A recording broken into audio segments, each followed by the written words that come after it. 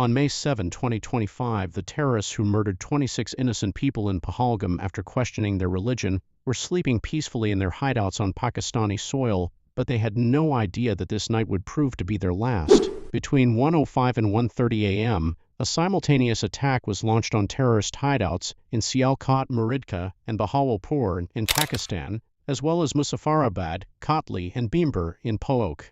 24 missiles and numerous bombs were dropped on a total of 9 hideouts belonging to Lashkar-e-Taiba, Jaish-e-Mohammed, and Hizbul Mujahideen. A cloud of smoke spread throughout the night, and within minutes all these terrorist bases were completely destroyed. This action was India's response to the terrorists and their handlers who, hiding in Pakistan, have been killing innocent people in India. This mission was named Operation Sindoor. It was a response to the pain of those mothers and sisters. Their families were devastated in front of their eyes in Pahalgam. Operation Sindoor is considered India's largest military action against terrorism to date. For the first time, India targeted terrorist hideouts about 100 kilometers inside the international border. More than 100 terrorists were reported killed in this operation. These included 10 members of the family of Masood Azhar, the chief of Jaish-e-Mohammed, and 4 of his close associates. The attack was so powerful that Masood Azhar, responsible for the deaths of hundreds of innocent people, broke down and was heard saying that he wished he too had been killed in this attack. Now the question was, how did India carry out such a massive operation inside Pakistan? How was it planned? And how did the situation change after this? After the destruction of the terrorist hideout, Pakistan panicked and attempted to harm Indian civilian areas and military sites. However, it failed completely.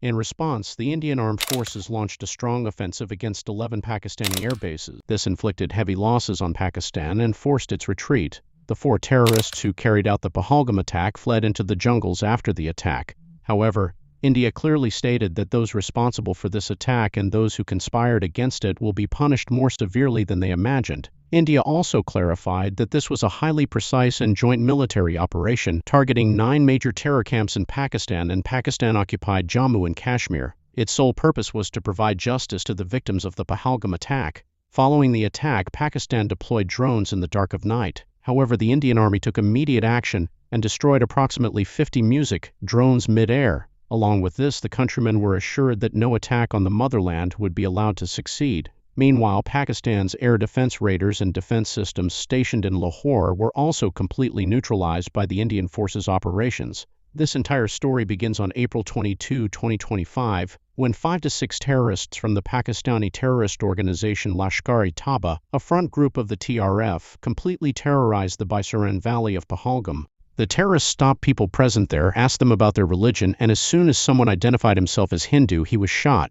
It didn't stop there. The terrorists asked men to recite the Kalma to prove their religious identity. Those who failed to recite the Kalma were brutally killed. In this way, 26 innocent men were killed solely on the basis of religion. This was not the first terrorist attack carried out by Pakistan. Over the past 2 to 3 decades, Pakistan-sponsored terrorism has carried out numerous major attacks in India, including the 2001 Parliament attack, the 2011 Mumbai attacks, Pathankot, Uri, and Pulwama. In 2024, attacks also occurred in Sonmarg, Gulmarg, and Riyasi in Jammu and Kashmir. But the Pahalgam attack was different. This time the terrorists had crossed all limits of humanity. These killings based on religion exceeded India's tolerance.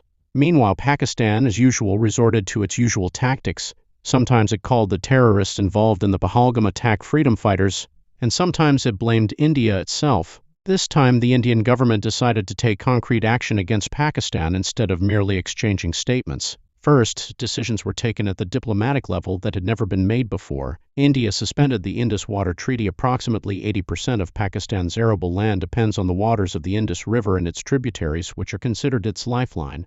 India now had the right to withhold water from these rivers or release water simultaneously without warning. This could lead to Pakistan facing a situation like drought or flood. Furthermore, the Atari checkpoint was closed. SVES visas were cancelled and 4 more strict actions were taken against Pakistan. Social media accounts of Pakistani celebrities, cricketers, media houses, and those associated with the government were banned in India. All Pakistani films, shows, and songs were also ordered to be removed from OTT platforms. This time, India clearly wanted to put an end to Pakistani terrorism once and for all. Therefore, while diplomatic steps were being taken to isolate Pakistan internationally, high-level meetings were continuously underway to plan a military operation against the terrorists. Prime Minister Narendra Modi had already stated clearly in a public rally in Bihar that the terrorists involved in this attack and those who planned it would be punished more severely than they could have imagined. After the full-scale surgical strike in 2016 and the Balakot airstrike in 2019, Pakistan had clearly understood that India does not hesitate to take military action if necessary. Because of this fear, after the Pahalgam attack, Pakistan feared that India would retaliate. Meanwhile, Pakistan began attempting to escalate the situation by continue firing along the loch. Its objective was clear: to attract the attention of foreign powers by raising tensions. This was done to pressure India by threatening nuclear war and prevent it from taking any action. However, India ignored these tactics. After the Pahalgam attack, India was seriously preparing for a major operation against terrorists. On April 19, a high-level meeting was held in Delhi. Prime Minister Narendra Modi, Defense Minister Rajnath Singh, National Security Advisor Ajit Doval, Chief of Defense Staff General Anil Chauhan, and the chiefs of the three armed forces were present. At this meeting, Prime Minister Modi clearly stated that the armed forces should take whatever steps they deemed necessary to eliminate terrorism. They were given complete freedom. Following this, the Indian forces decided to launch a major airstrike against terrorist bases in Pakistan and Pakistan-occupied Jammu and Kashmir. The clear objective was to eliminate the bases where attacks on India were plotted and where terrorists were trained. Intelligence agencies also deployed with full force in this task. RAW and NATRO began gathering real-time information on terrorist bases in Pakistan and PoK. Every officer in every agency was putting in their best effort. The sole objective was to eliminate the perpetrators of the Pahalgam attack and their bases. Secrecy was being maintained to ensure that no information related to the operation was leaked. Within a short time, RAW and NATRO gathered complete information on 21 terrorist hideouts and passed these inputs to the planning team. Of these 21, 9 were identified as the most important and dangerous locations. These were the locations from where major attacks like Pulwama, November 26, and Pahalgam were planned. These 9 locations were continuously monitored and kept under complete surveillance. NSA Ajit Doval finalized these 9 targets and by May 5 had prepared a blueprint for the entire operation. He then met with Prime Minister Modi and sought approval for the operation. Prime Minister Modi immediately approved action against these 9 terrorist hideouts. In Pahalgam, terrorists had destroyed the lives of Hindu women. It was this pain and this sense of justice that led to the mission being named Operation Sindoor. Before the operation began, every detail, big or small, was carefully examined. A thorough assessment of every possible risk was made. This was done to ensure no room for error. A strong team of fighter jets was formed for this mission. It included advanced and long-range strike fighter jets like the Rafale, Mirage, and Sukhoi Mki. All these aircraft were to operate within Indian airspace. The Rafale and Mirage were tasked with executing attacks from the front lines, while the Sukhoi Mki jets were to provide air defense cover so that any threat could be dealt with immediately. The operation was to utilize high-precision and long-range weapons, including modern weapons like the Escalope, BrahMos, and Hammer. Escalope is a cruise missile that can destroy targets up to 550 kilometers away with pinpoint accuracy. It flies at a very low altitude, making it undetectable by enemy raiders. BrahMos is a supersonic cruise missile jointly developed by India and Russia. It can be launched from any platform, land, sea, or air. Its speed is approximately 3 times that of sound, and it can reach a range of 500 kilometers. In addition, the Hammer bomb, developed using French technology, was also to be used. This bomb can carry a payload of 250 to 1,000 kg and can completely destroy targets up to 70 km away, even without a GPS signal. The Spice 2000 bomb was also scheduled to be used in the operation. The kamikaze drones also played a crucial role in this mission. Before the operation, these drones entered enemy territory and conducted continuous surveillance, providing real-time and accurate inputs to the operational team to prevent any mistakes. India had selected 9 of the most important terrorist targets. 5 of those targets were just a few kilometers from the main loch in PoK. The remaining 4 targets were located within Pakistan, ranging from 6 kilometers to approximately 100 kilometers from the international border. Along with the Indian Air Force, the Indian Army and Indian Navy were also placed on standby to ensure a swift response in case of any conflict on land or at sea following the operation. On the night of May 6th and 7th, Rafale, Sukhoi Mki, and Mirage fighter jets, armed with missiles and bombs, struck their respective targets within the Indian border. They had taken up positions at a safe distance. The darkness of night had spread. There was complete silence all around. The terrorists in PoK and Pakistan who had killed innocent Indian citizens a few days earlier were sleeping unaware. They had no idea that this night would prove to be their last. After 1:00 a.m., when everything was completely silent, the first attack from India began. The Lashkar-e-Taiba's Sawai Nala training camp in Muzaffarabad, the capital of PoK, was targeted first. This was the place where trained terrorists had killed innocent Indian citizens in Sonamarg and Gulmarg in 2024 and in Pahalgam on April 22, 2025. As soon as the surveillance drone gave the green signal, Indian fighter jets began firing missiles and bombs. Within seconds, the buildings of the Sawai Nala camp were reduced to a ball of fire. Loud explosions reverberated throughout, and the sky filled with black smoke. Many terrorists were killed on the spot, and those who tried to escape were buried under the debris of collapsing buildings. The next target was Jaish-e-Mohammed's Syedna Bilal camp, located about 15 kilometers from the Loak in Muzaffarabad, PoK. This was Jaish's living and training area where new recruits were trained in weapons handling, explosives manufacturing, and suicide attacks. The third target was Lashkar-e-Taiba's Gulpur camp, located about 30 kilometers from the Loak in the Kotli area of PoK. Both camps were also attacked. Terrorists trained at this camp had attacked buses carrying pilgrims in Pooch in April 2023 and June 2024. A continuous rain of missiles and bombs rained down on Syedna Bilal camp and Gulpur camp. Throughout this period, Prime Minister Narendra Modi was in constant contact with NSA Ajit Doval, receiving updates on the operation. Indian fighter jets then targeted Lashkar-e-Taiba's Barnala camp and Jaish-e-Mohammed's Abbas camp in Kotli. The Barnala camp trained Lashkar-e-Taiba terrorists in weapons handling, creating fake IDs and jungle survival. The Abbas camp, with a capacity of approximately 15 terrorists, trained Jaish-e-Mohammed Fidayeen. As soon as the final clearance was received, one after another, multiple missiles fell from the sky, completely destroying both terrorist hideouts. At the same time, Indian fighter jets, while remaining within Indian airspace, were targeting several Jaish-e-Mohammed, Lashkar-e-Taiba, and Hizbul Mujahideen bases within Pakistan. The operation moved into its next phase with meticulous planning, speed, and accuracy. India's first target within Pakistan was Jaish-e-Mohammed's Sarjal camp in Sialkot. This camp housed the terrorists involved in the killing of 4 Indian soldiers in Jammu and Kashmir in March 2025. Hizbul Mujahideen's Mahmud Zafar camp was also located in this area, where the Pathankot airbase attack was planned. While remaining within Indian airspace, fighter jets fired missiles and bombs at both terrorist camps in Sialkot. The weapons exploded with such force that both camps were reduced to rubble within moments. Indian fighter jets then targeted the Markazi Taiba camp, Lashkar-e-Taiba's largest base in Muridki, about 18 to 25 kilometers from the border. This was the very place where terrorism had been strengthening its roots since 1990. It was here that Ajmal Kasab and his associates were trained for the 2008 Mumbai attacks.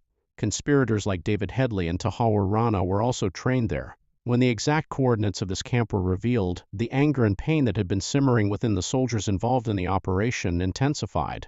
This was not just a target, but the hideout of those who had terrorized the entire nation. In no time, missiles and bombs, evading Pakistani air defense raids, struck Markazi Taiba. The ground shook with powerful explosions. It resounded, and within moments, this fortress of terror completely collapsed. With these attacks, India had destroyed 8 major terrorist bases operating in Pakistan. But one of the largest and most dangerous bases remained. This was the main stronghold of Jaish-e-Mohammed, located in Bahawalpur, Punjab province, Pakistan, about 100 kilometers from the border. This camp, called Markaz Subhanallah, served as Jaish-e-Mohammed's headquarters. This was the place where Jaish chief Maulana Masouda was born, and from where he laid the foundation of his terror organization. It was from this very base that the 2001 Parliament attack, the Jammu and Kashmir Assembly attack, the 2016 Pathankot airbase attack, and the 2019 Pulwama attack were planned. To pay true tribute to those killed in these attacks, India fired a BrahMos missile at this terror hub. Within minutes, the buildings of Jaish's headquarters were completely destroyed. Several of Masood Azhar's relatives and top Jaish commanders were killed in this attack. The operation, which began at around 1:05 a.m., concluded in just 25 minutes.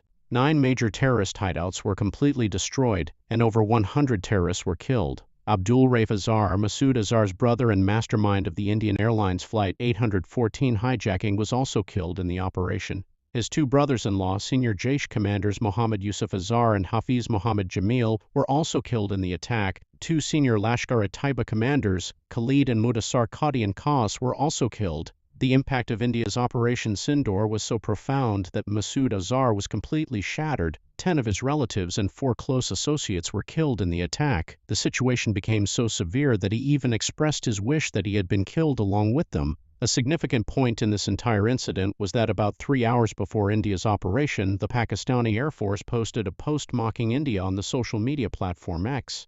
It read, "Sleep peacefully because the Pakistan Air Force is awake." However, just 3 hours later, India attacked Pakistani terrorist bases, completely destroying them. This truly awakened Pakistan. Just hours after the operation's success, on the afternoon of May 7th, the Indian government held a press conference. Foreign Secretary Vikram Misri, Wing Commander Vyomika Singh of the Indian Air Force, and Colonel Sophia Qureshi of the Indian Army were present. This was no ordinary press conference, rather it was a strong and symbolic message from India against terrorism. This message was directed at the terrorists who had killed people in Pahalgam after asking their religion and telling their women to go and inform the government. To counter this very sentiment, a Hindu and a Muslim female officer were brought forward. This clearly demonstrated India's position. It was stated that India is not a country divided on the basis of religion, but a united nation. Colonel Sophia Qureshi and Wing Commander Vyomika Singh, with live video evidence, reported that India, under Operation Sindoor, targeted 5 terrorist hideouts in PoK and 4 in Pakistan, completely destroying them all. Immediately after the operation, External Affairs Minister S. Jaishankar and National Security Advisor Ajit Doval informed countries like the US, UK, Russia, Saudi Arabia, and the UAE about the operation. Many major countries around the world hailed India's action as a necessary step against terrorism. Most importantly, even India's opposition parties did not raise any questions. They all praised the army, supported the government, and demonstrated the country's solidarity against terrorism. Following this, Pakistan's Defense Minister Khawaja Asif stated that if India ceased attacks, Pakistan would not retaliate. However, contrary to his claims, the Pakistani army continued to target Indian residential areas along the loch. The heaviest firing from Pakistan took place in the Poonch area.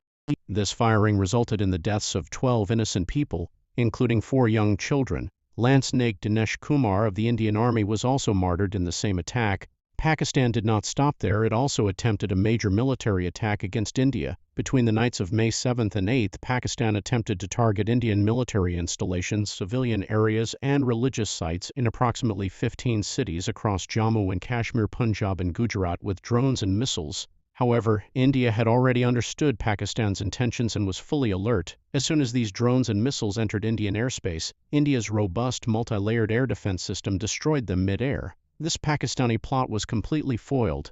India told Pakistan that it never compromises its security. If any country or organization dares to look at India with an evil eye, it will be met with the same response.